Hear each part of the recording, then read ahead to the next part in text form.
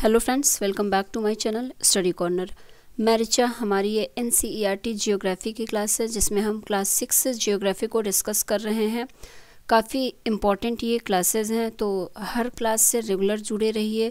काफ़ी हेल्पफुल होगा आपके आगामी सभी एग्ज़ाम के पॉइंट ऑफ व्यू से, क्योंकि एनसीईआरटी का सिलेबस जो है वो लगभग किसी भी आप कॉम्पिटिटिव एग्ज़ाम में बैठने वाले होंगे उन सभी का वही सिलेबस होता है।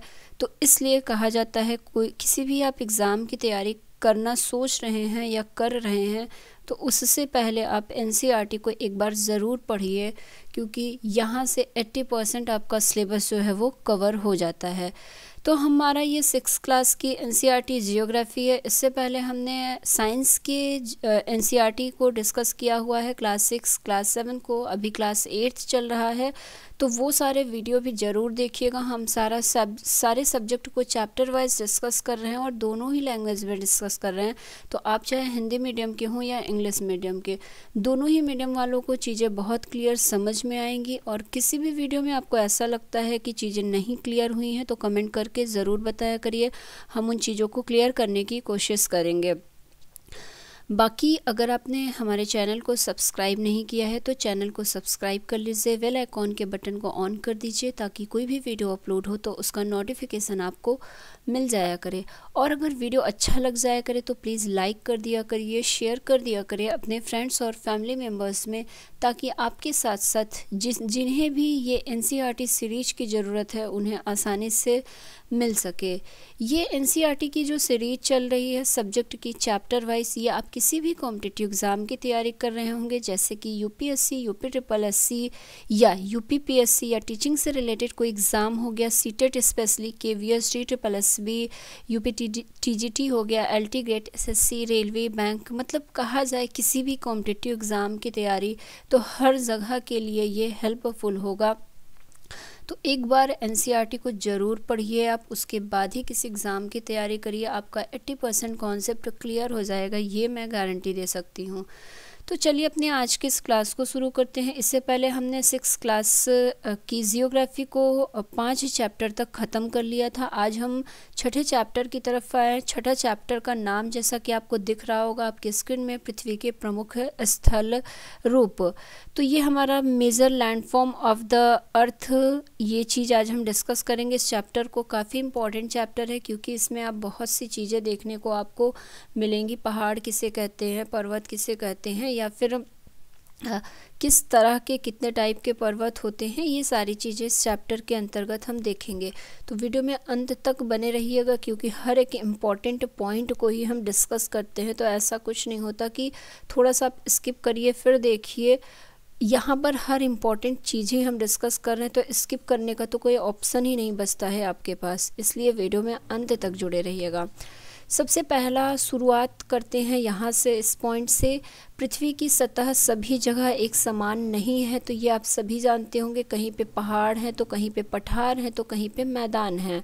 तो वही चीज़ कही गई है कि जो पृथ्वी की सतह है वो सभी जगह एक समान नहीं है। पृथ्वी पर अनगिनत प्रकार के स्थल रूप हैं। स्थल मंडल के कुछ भाग ऊंचे नीचे तथा कुछ कैसे होते हैं, समतल होते हैं। तो ये चीज़ बताई गई है आपको आपके अर्थ के बारे में कि the surface of the earth is not the same everywhere. The earth has an infinite variety of landforms. Some parts of the lithosphere may be rugged and some flat. तो कुछ जो हैं वो समतल हैं और कुछ उबड़ खाबड़ हैं, सीधा सा मतलब ये समझिए। फिर आगे बताया गया है कि पृथ्वी के अंदर लगातार गति हो रही है। तो आपको पता होगा हमारी पृथ्वी अपनी अक्ष पे जो है वो झुकी हुई है और रोटेट करती रहती है। तो यही चीज़ बताई गई है कि पृथ्वी के अंदर लगातार गति हो रही है। वो बात दूसरी है कि हम और आप उसको महसूस नहीं कर पा रहे हैं। प्रथम या आंतरिक प्रक्रिया के कारण बहुत से स्थानों पर पृथ्वी की सतह कहीं ऊपर उठ जाती है तो कहीं धंस जाती है। तो ये चीज़ें आगे अभी और देखेंगे डिटेल में। यहाँ एक बहुत ही इम्पॉर्टेंट चीज़ बताई गई है पहाड़ी के बारे में कि पहाड़ी क्या होती है। तो यहाँ बताया गया है कि a hill is a land surface that rise higher than the surrounding areas. Generally, a steep hill with an elevation of more than 600 meters is termed as a mountain. इसके बाद आपसे पूछ रहा है कि आप ऐसे कुछ माउंटेन का नाम बताइए जिनकी ऊंचाई 8000 मीटर से ज़्यादा है। तो हमने अपनी कल की ही क्लास में माउंट एवरेस्ट को डिस्कस किया था, इसकी ऊंचाई 8000 मीटर से ज़्यादा है। अब आप कमेंट करिए, अगर आपने वीडियो देखा होगा तो आपको इसकी एग्जैक्ट ऊंचाई कितनी होती है वो पता होगा। तो यहाँ लिखा गया है पहाड़ी वह स्थलीय भाग है जो कि आसपास की भूमि से ऊंची उठी होती है।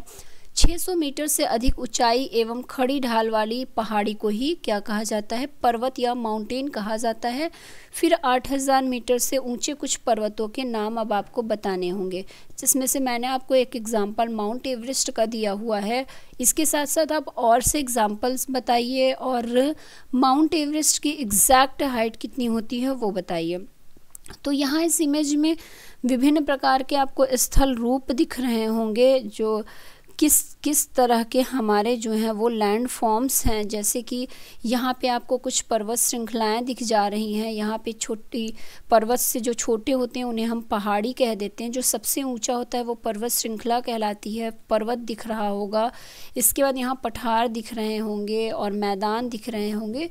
तो इस तरह से हमारा ये लैंड फॉर्म होता है जो कि विभिन्न फॉर्म में दिखने को आपको मिल रहा होगा। अब यहाँ पे क्या था कि पृथ्वी के अंदर लगातार गति हो रही है। प्रथम या आंतरिक प्रक्रिया के कारण बहुत से स्थानों पर पृथ्वी की सतह कहीं ऊपर उठ जाती है तो कहीं नीचे धंस जाती है। पहला तो ये काम हो जाता है जब गति होती है तो, और दूसरा क्या होता है, दूसरी या वह प्रक्रिया स्थल के लगातार बनने एवं टूटने की प्रक्रिया है। पृथ्वी की सतह के टूटकर घिस जाने को क्या कहा जाता है, अपरदन कहा जाता है। तो काफ़ी इम्पोर्टेंट पॉइंट ये दिया हुआ है कि इरोशन जिसे कहते हैं वो क्या होता है। तो the second are the external process is the continuous wearing down and rebuilding of the land surface. तो इसे ही हम क्या कहेंगे, इसे ही अपरदन कहेंगे, जो स्थल के लगातार बनने एवं टूटने की प्रक्रिया, मतलब पृथ्वी की सतह जो टूटकर घिस जाती है उसे ही अपरदन कहते हैं। अपरदन की क्रिया के द्वारा सतह जो है वो नीचे हो जाती है तथा निक्षेपण की प्रक्रिया के द्वारा इसका फिर से निर्माण हो जाता है। तो दो प्रोसेस आपको दी गई है, एक तो इरोशन की और दूसरा डिपोजिशन की, मतलब अपरदन की और निक्षेपण की। अपरदन किसे कहते हैं, अपरदन किसे कहेंगे, the wearing away of the earth's surface is called erosion. और डिपोजिशन किसे कहेंगे हम, the surface is being lowered by the process of erosion and rebuilt by the process of deposition. तो डिपोजिशन की प्रोसेस से उसे हम रीबिल्ट करेंगे, फिर से उसका निर्माण कर लेंगे।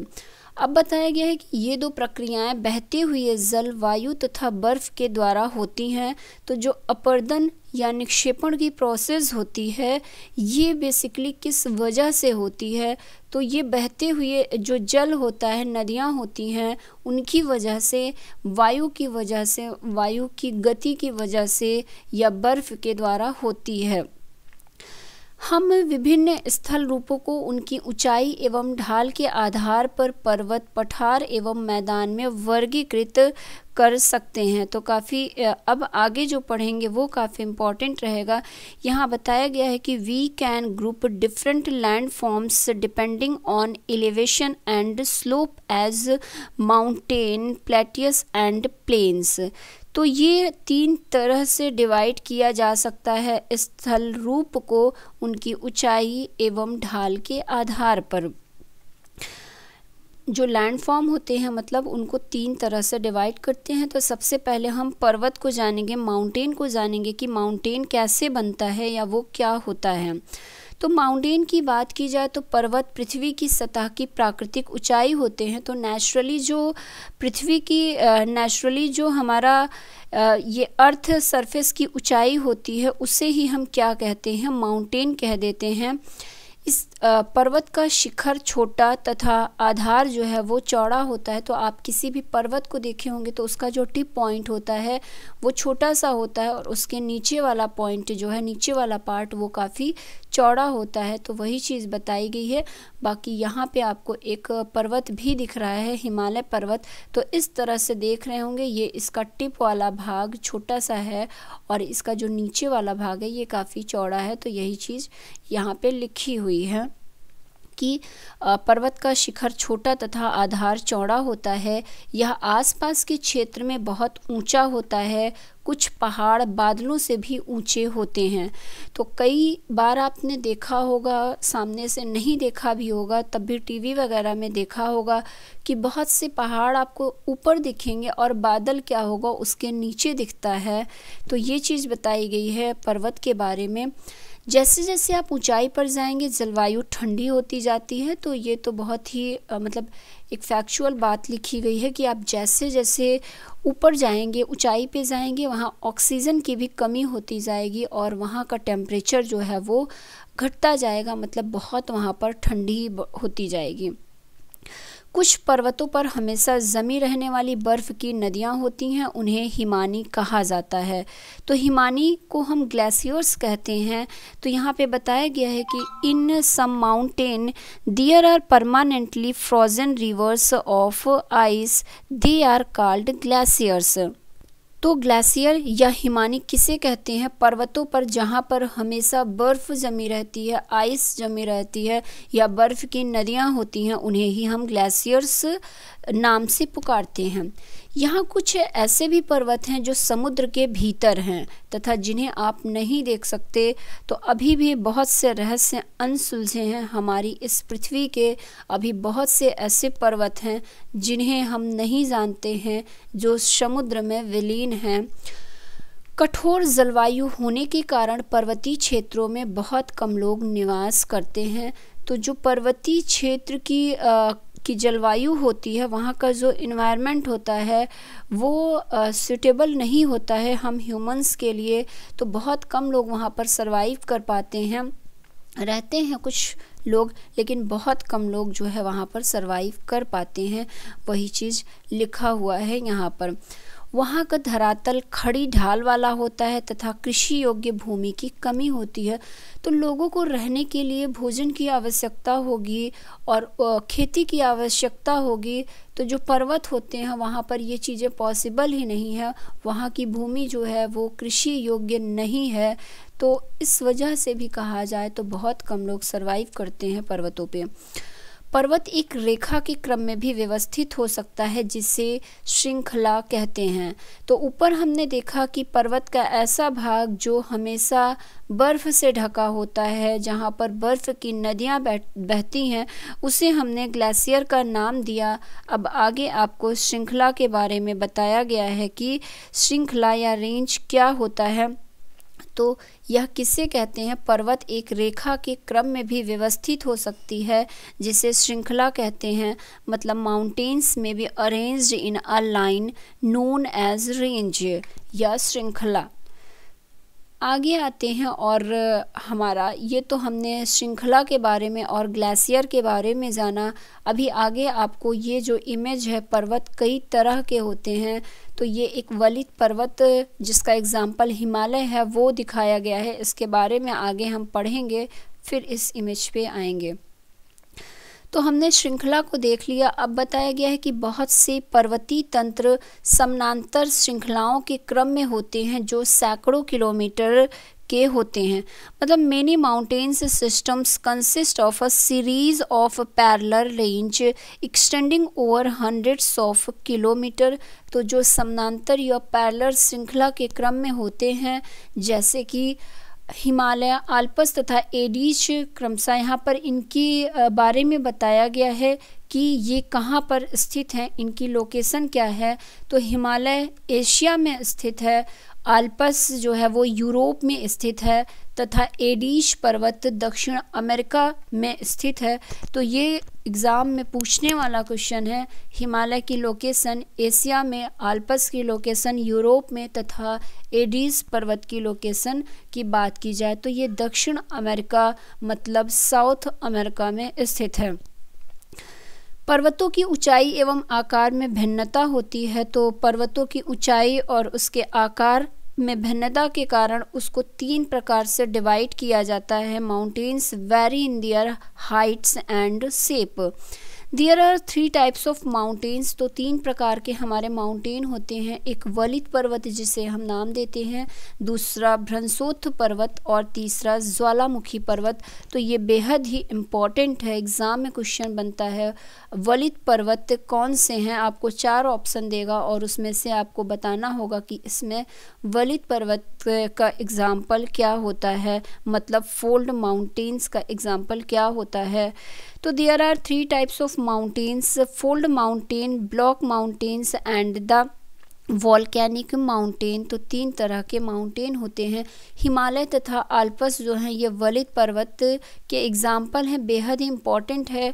ये वलित पर्वत का एग्जाम्पल कौन सा है, ये क्वेश्चन बहुत से एग्ज़ाम में बना हुआ है। तो हिमालय और आल्प्स को कहा जाए तो ये फोल्ड माउंटेन का एग्जाम्पल होता है। अब इसके बारे में बताया गया है फोल्ड माउंटेन क्या होता है।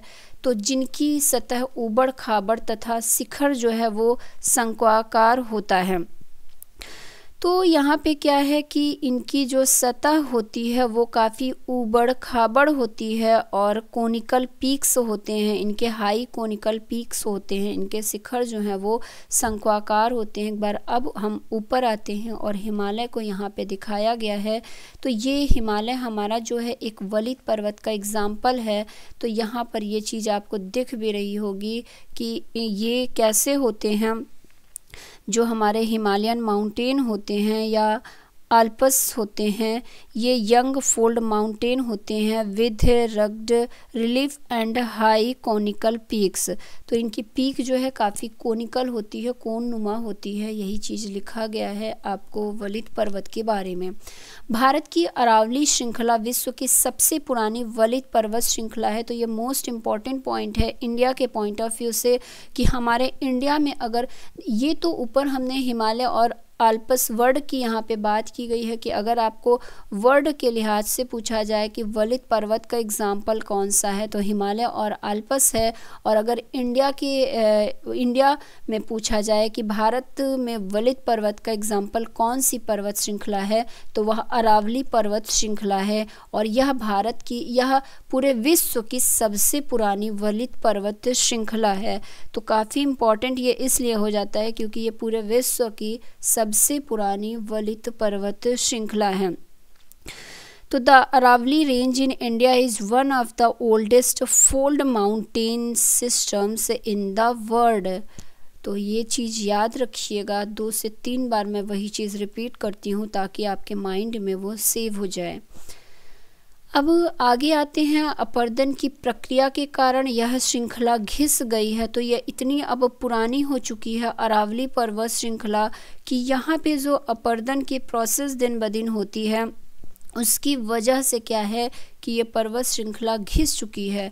उत्तरी अमेरिका के अपलेशियन तथा रूस के यूराल पर्वत गोलाकार दिखाई देते हैं एवं उनकी ऊंचाई कम है। ये बहुत पुराने वलित पर्वत हैं। तो सबसे पुराना तो हमारे भारत में अरावली पर्वत श्रृंखला है वलित पर्वत का एग्जाम्पल। बाकी हमने हिमालय को देखा, आल्प्स को देखा, ये भी वलित पर्वत है।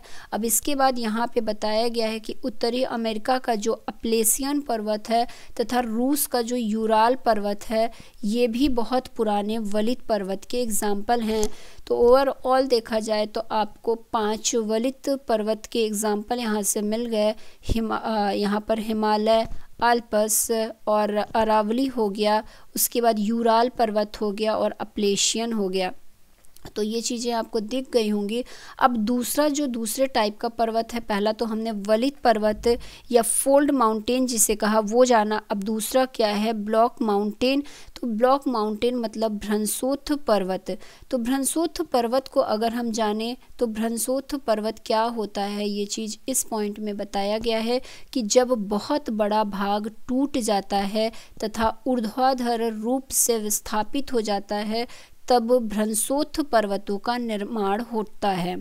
ऊपर उठे हुए खंड को उत्खंड या हार्स्ट कहते हैं तथा नीचे धसे हुए खंडों को द्रोणिका भ्रंश या ग्रोबेन कहा जाता है। तो ये चीज़ मुझे याद नहीं है किस एग्ज़ाम में पूछा गया था। लेकिन ये क्वेश्चन बना हुआ है कि भ्रंशोथ पर्वत में ऊपर उठे हुए खंड को क्या कहा जाता है। तो इस तरह से यहाँ पे क्वेश्चन बनता है। अब आगे बताया गया है कि यूरोप की जो राइन घाटी है तथा वॉसजेस पर्वत इस तरह के पर्वत तंत्र के उदाहरण हैं। तो यहाँ पे एक बार आप भ्रंशोथ पर्वत की इमेज को देखिए, फिर चीज़ें आपको क्लियर होंगी। तो ये हमारा क्या है, ब्लॉक माउंटेन है एक। इसमें ये इस तरह से बन जाता है, क्या होता है इसका बहुत बड़ा भाग टूट जाता है। तो जो भाग टूटा वो धस के अंदर चला जाता है, जिसे हम द्रोणिका भ्रंश कहते हैं या ग्राबेन कहते हैं। और जो भाग ऊपर ही रह जाता है, मतलब अपनी एक्चुअल साइज में हो जाता है, मतलब थोड़ा सा ऊपर नीचे ये हो जाता है, जो भाग ऊपर चला जाता है उसे हम उत्खंड भ्रंश या फिर हार्स्ट कहते हैं। तो ये चीज़ काफ़ी इम्पॉर्टेंट थी। अब इसको फिर से एक बार मैं एक्सप्लेन करती हूँ। Block mountains are created when large areas are broken and displaced vertically. The uplifted blocks are termed as horst and the lowered blocks are called graben. The Rhine Valley and the Vosges mountain in Europe are examples of such mountain system. तो ये सारे पर्वत जो आपको बताए जा रहे हैं, इनकी लोकेशन भी याद रखिएगा कि ये कहाँ पर स्थित हैं। तो ये सारे पॉइंट आप एक जगह लिखिए, जैसे एक साइड आप पर्वत लिख दीजिए और उनकी स्थिति लिख लीजिए। तो इस तरह से भी एक चार्ट बना लीजिए अपनी कॉपी में, ताकि कभी रिवाइज करिए तो पता रहे कौन सा पर्वत कहाँ पर स्थित है। तो यहाँ पे जो यूरोप में राइन घाटी है और वासजेस पर्वत है, ये हमारा भ्रंशोथ पर्वत या ब्लॉक माउंटेन का एग्जाम्पल है। अभी इसके बाद जो तीसरे टाइप का माउंटेन हमने देखा वो क्या था, ज्वालामुखी पर्वत या वोल्केनिक माउंटेन जिसे कहते हैं, उसके बारे में जानते हैं। तो ज्वालामुखी पर्वत ज्वालामुखी क्रियाओं के कारण बनते हैं। तो जो वोल्केनिक प्रोसेस होती है उस एक्टिविटी के फलस्वरूप हमारा ज्वालामुखी पर्वत या वोल्केनिक माउंटेन का निर्माण होता है। अफ्रीका का माउंट किलिमंजारो तथा जापान का फ्यूजियामा ज्वालामुखी पर्वत के उदाहरण हैं। तो काफ़ी इम्पॉर्टेंट है ये दोनों ही पॉइंट, ज्वालामुखी पर्वत और जो जापान का फ्यूजियामा है और अफ्रीका का किलिमंजारो है, ये ज्वालामुखी प्रोसेस के फलस्वरूप इनका निर्माण हुआ है। तो ये इस वजह से ज्वालामुखी पर्वत की श्रेणी में आते हैं। तो volcanic mountains are formed due to volcanic activity. Mount Kilimanjaro in Africa and Mount Fujiyama in Japan are examples of such mountains. तो ये चीज़ें आपको समझ में भी आ गई होंगी। अब मैं क्या कहना चाह रही हूँ, ये यहाँ पे आपको ज्वालामुखी पर्वत का एग्जाम्पल दिख जाएगा। ये एक ज्वालामुखी पर्वत है हमारा। अब ज्वालामुखी की प्रोसेस आगे बताई गई है कि ज्वालामुखी होता कैसे है, क्या है। तो यहाँ पे अत्यधिक प्रेशर क्रिएट हो जाता है हमारे अर्थ के अंदर, जिससे मैग्ना का निर्माण हो जाता है। यही मैग्ना और प्रेशर से क्या होता है, हमारे अर्थ से बाहर निकलता है ज्वालामुखी राप, भाप और लावा के रूप में, लावा बम के रूप में ये बाहर निकलता है। तो किनारों से निकलती पिघलती चट्टानें लावा कहलाती हैं। ज्वालामुखी शंकु का निर्माण राख और लावा की परतों के जमने से होता है। तो ये जो ज्वालामुखी पर्वत है ये कैसे बना है वो चीज़ें बता दी गई हैं आपको। अब आगे पर्वत के बारे में बताया गया। हमने तीनों तरह के माउंटेन को जान लिया। अब माउंटेन की कुछ क्वालिटी को बताया गया है कि माउंटेन क्या होते हैं। तो माउंटेन बहुत लाभदायक होते हैं, पर्वत जल के संग्रहगार होते हैं। तो हमारे जो माउंटेन हैं उसमें बहुत सी नदियों का संग्रह होता है। माउंटेन से नदियाँ निकलती हैं, जल निकलता है। बहुत सी नदियों का स्रोत पर्वतों में स्थित हिमानियों में होता है। तो आगे ये चीज़ आपको दिख ही गया। जलाशयों के जल को लोगों तक पहुंचाया जाता है। पर्वतों के जल का उपयोग सिंचाई तथा पनबिजली के उत्पादन में भी किया जाता है। पर्वतों के इसके बाद बताया गया है नदी, घाटियाँ तथा वेदिकाएं कृषि के लिए उपयुक्त होती हैं। पर्वतों में अलग अलग प्रकार की वनस्पतियाँ तथा जीव जंतु भी पाए जाते हैं। तो हमारा जो माउंटेन होता है वहाँ से बहुत सी औषधि युक्त पेड़ पौधे भी पाए जाते हैं। जो औषधियाँ बनती हैं वो बेसिकली माउंटेन से लाके ही बनाई जाती हैं। तो माउंटेन बहुत उपयोगी होता है, बहुत से कामों में बहुत से यूज यहाँ से होते हैं। माउंटेन के बहुत से यूज होते हैं। तो यही चीज़ें बताई गई हैं। नदियाँ, घाटियाँ तथा वेदिकाएं कृषि के लिए उपयुक्त होती हैं। पर्वतों में अलग अलग प्रकार की वनस्पतियाँ तथा जीव जंतु पाए जाते हैं। वनों से हमें ईंधन प्राप्त होता है, चारा प्राप्त होता है, आश्रय तथा दूसरे उत्पाद जैसे गोंद, रेजिन इत्यादि भी प्राप्त होते हैं। सैलानियों के लिए भी जो पर्वतीय भाग है वो काफ़ी अट्रैक्टिव वाला होता है। तो बहुत से हज़ारों लोग प्रतिवर्ष ऐसे स्थानों पे घूमने जाते हैं, मनोरंजन करने जाते हैं और वहाँ के बारे में जानने भी जाते हैं। वे पर्वतों की यात्रा उनकी प्राकृतिक सुंदरता को देखने के लिए करते हैं। विभिन्न प्रकार के खेल जो हैं वो स्पेशली पर्वतों पर ही ऑर्गेनाइज होते हैं, जैसे कि पैराग्लाइडिंग है, हैंग ग्लाइडिंग, रिवर राफ्टिंग तथा स्कीइंग पर्वतों के लिए प्रचलित खेल हैं। क्या आप हिमालय में स्थित कुछ ऐसे स्थानों के नाम बता सकते हैं जहां ये खेले जाते हैं? तो अब आप बताइए, पता होगा तो। अब आ जाते हैं पर्वत के बाद जो दूसरा हमारा पार्ट था वो था पठार का। तो अब पठार को जानते हैं, जिसे हम प्लेटियस कहते हैं, पठार कहते हैं। तो पठार को जाना जाए तो पठार उठी हुई एवं सपाट भूमि है। मतलब a plateaus is an elevated flat land. यह आसपास के क्षेत्रों में अधिक उठा हुआ होता है तथा इसका ऊपरी भाग मेज के समान सपाट होता है। तो पर्वत में आपने देखा जो माउंटेन था उसका ऊपरी भाग जो था वो कोनिकल शेप में था, लेकिन अगर हम पठार की बात करें तो इसका जो ऊपरी भाग है वो बिल्कुल मैदान की तरह, एक जैसे आपका टेबल होता है, बिल्कुल प्लेन होता है, सपाट होता है। किसी पठार के एक या एक से अधिक किनारे होते हैं जिनके ढाल खड़े होते हैं। पठारों की ऊंचाई प्रायः कुछ 100 मीटर से लेकर कई हजार मीटर तक हो सकती है। पर्वतों की तरह पठार भी नए या पुराने हो सकते हैं। तो जैसे हमने अरावली पर्वत को देखा कि ये सब बहुत पुराना पर्वत था, तो वही चीज़ बताई गई है कि पठार जो हमारे पठार होते हैं वो पर्वत की तरह नए या पुराने हो सकते हैं। भारत में दक्कन पठार पुराने पठारों में से एक है। तो भारत में हमने अरावली पर्वत देखा था जो कि सबसे पुराना था। इसी तरह से यहाँ पे भारत में जो दक्कन का पठार है वो पुराने पठारों में से एक है, कह लीजिए। फिर केन्या, तंजानिया तथा युगांडा का पूर्वी अफ्रीकी पठार एवं ऑस्ट्रेलिया का पश्चिमी पठार इस प्रकार के उदाहरण हैं। तो यहाँ पे कुछ पठार के नाम दिए हुए हैं, कुछ प्लेटियस के नाम आपको दिए गए हैं, वो कहाँ पर स्थित हैं। तो अब आप एक और चार्ट बनाइए और वहाँ पे एक साइड आप प्लेटियस लिखिए और दूसरी साइड उसकी पोजीशन को लिखिए कि वो कहाँ पर स्थित है। दक्कन का पठार, उसके आगे इंडिया लिखिए, केन्या, तंजानिया तथा युगांडा का पूर्वी अफ्रीकी पठार और ऑस्ट्रेलिया का पश्चिमी पठार। तो पश्चिमी पठार ऑस्ट्रेलिया में है। इस तरह से आप लिख के याद करिए इन चीज़ों को। तिब्बत का पठार विश्व का सबसे ऊंचा पठार है। तो मोस्ट इम्पॉर्टेंट पॉइंट है, विश्व का सबसे ऊंचा पठार आपसे पूछ सकता है। तो ये कौन सा पठार है? तिब्बत का पठार है। जिसकी ऊंचाई की बात की जाए तो माध्य समुद्र तल से 4000 से 6 मीटर तक है। तो कल हमने देखा था कि चाहे पठार हो या पर्वत हो, उनकी ऊंचाई को समुद्र तल से नापा जाता है। तो यहाँ पे बताया गया है जो तिब्बत का पठार है, जिसे हमने विश्व का वर्ल्ड का सबसे ऊंचा, सबसे हाईएस्ट प्लेटियस का नाम दिया है, इसकी ऊंचाई समुद्र तल से 4000 से 6000 मीटर तक है। पठार बहुत उपयोगी होते हैं क्योंकि उनमें खनिजों की प्रचुरता होती है।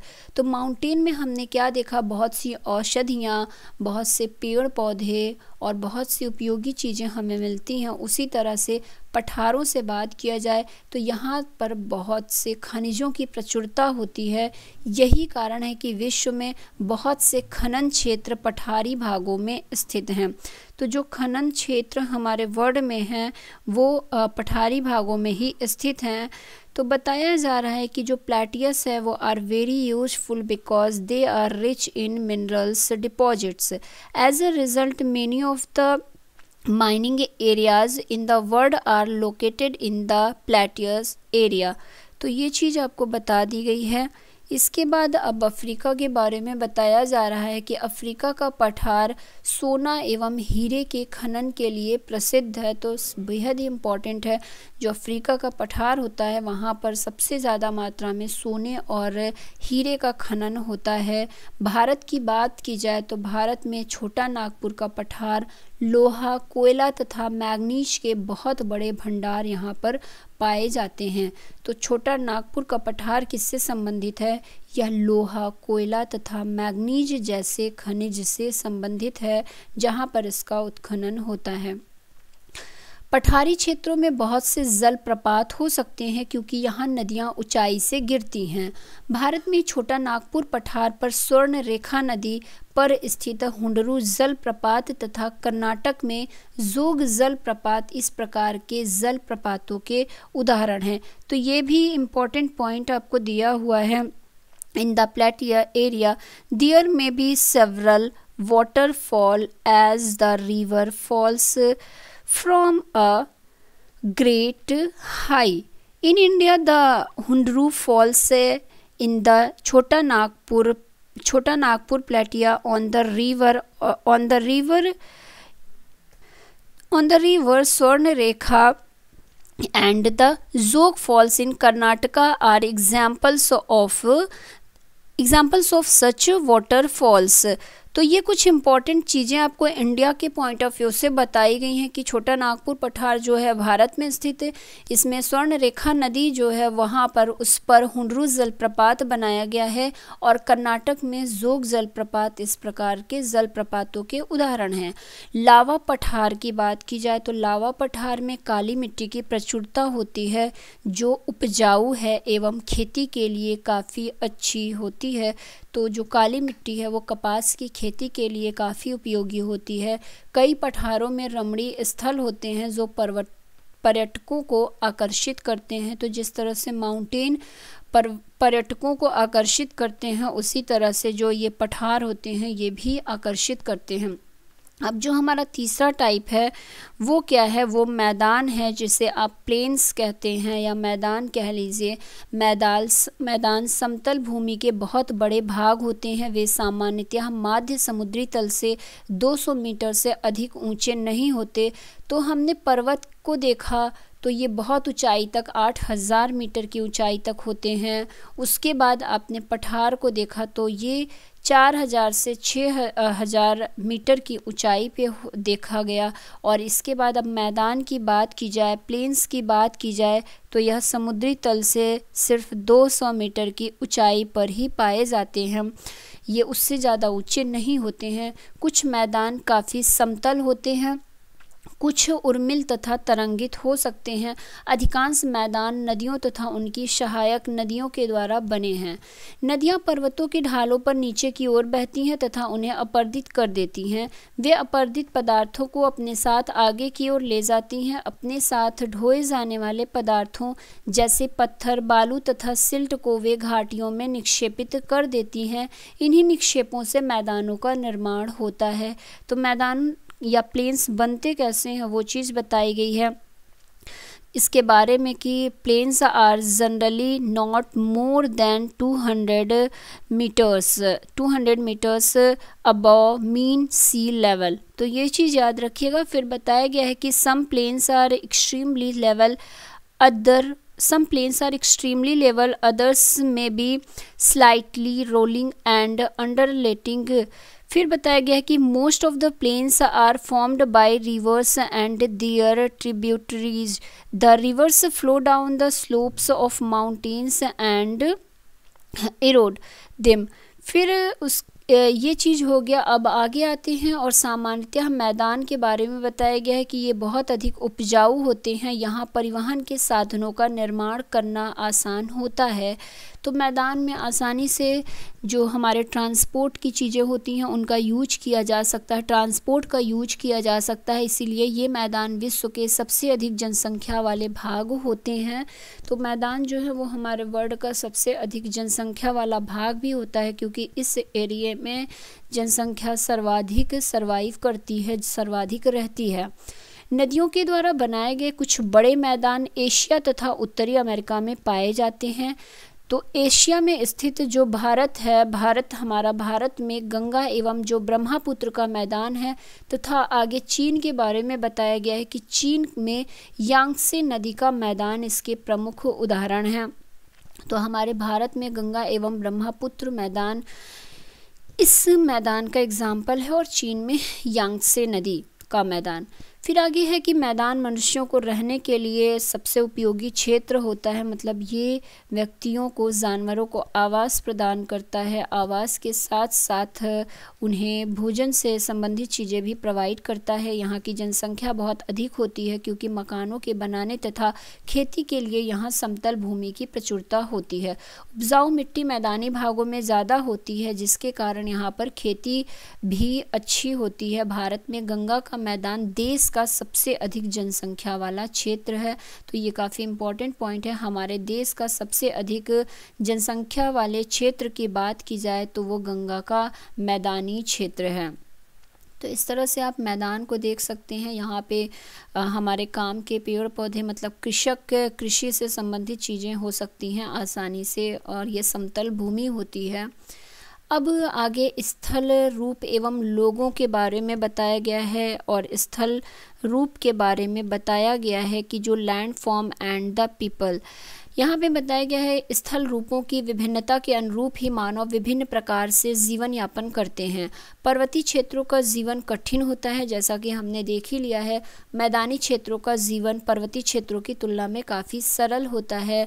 मैदानों में फसलें उगाना, घर बनाना या सड़कें बनाना पर्वतीय क्षेत्रों की तुलना में अधिक आसान होता है। विभिन्न प्रकार के स्थल रूपों पर रहने वाले लोगों के रहन सहन के तरीकों में कुछ अंतर होता है। इसके बाद है कि कभी कभी प्राकृतिक आपदाएं जैसे भूकंप, ज्वालामुखी उद्गार, तूफान या बाढ़ बहुत विनाश कर देते हैं। इन आकस्मिक घटनाओं के बारे में जागरूकता पैदा करके हम इनमें आने वाले खतरों को कम कर सकते हैं।